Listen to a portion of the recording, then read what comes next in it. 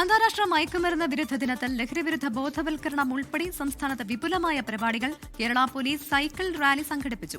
ലഹരിയുടെ ഉറവിടമില്ലാതാക്കുമെന്ന് മുഖ്യമന്ത്രി വി.ഡി. സതീശൻ.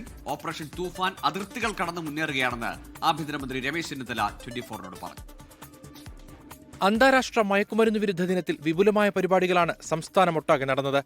തിരുവനന്തപുരത്ത് വിമുക്തി മിഷന്റെ ഭാഗമായുള്ള ലഹരി വിരുദ്ധ റാലിയിൽ മുഖ്യമന്ത്രി വി.ഡി. സതീശനും എക്സൈസ് മന്ത്രി എം. ലിജുവും പങ്കെടുത്തു.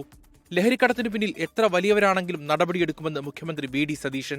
എത്ര വലിയ ഉന്നതന്മാരാണെങ്കിലും എത്ര വലിയ ആളുകളാണെങ്കിലും അവരെ നിയമത്തിന്റെ മുന്നിൽ കൊണ്ടുവന്ന് ഇത് അവസാനിപ്പിക്കാനുള്ള ദൃഢനിശ്ചയത്തോടു കൂടിയാണ് പോകുന്നത്.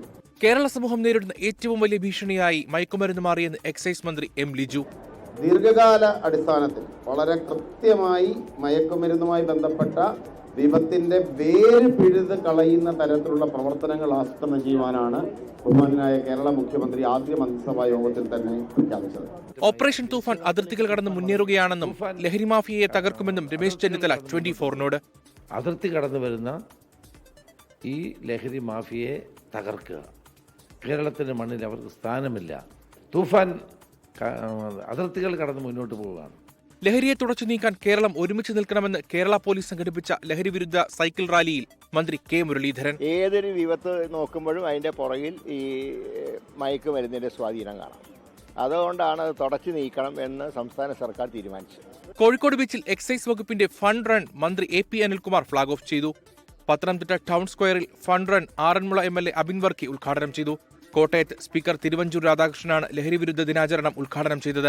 കണ്ണൂർ തലശ്ശേരി സാന്റ് ജോസ് മെട്രോപൊളിറ്റൻ സ്കൂളിൽ സൈക്കിൾ റാലി സംഘടിപ്പിച്ചു. പുതുപ്പള്ളി എം.എൽ.എ. ചാണ്ടി ഉമ്മൻ ഉദ്ഘാടനം ചെയ്തു. തലശ്ശേരി അതിരൂപത arch bishop Mar Joseph Pamplany cycle rally flag off ചെയ്തു.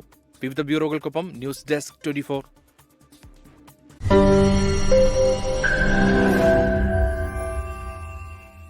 ലോകത്തെവിടെയായാലും ഏത് സമയത്തും 24 വാർത്തകളും ഓഗ്മെന്റഡ് റിയാലിറ്റി പാക്കേജുകളും എക്സ്പ്ലെയിനറുകളും വിശദമായി കാണാൻ ഞങ്ങളുടെ യൂട്യൂബ് ചാനൽ നിങ്ങൾക്ക് സബ്സ്ക്രൈബ് ചെയ്യാം.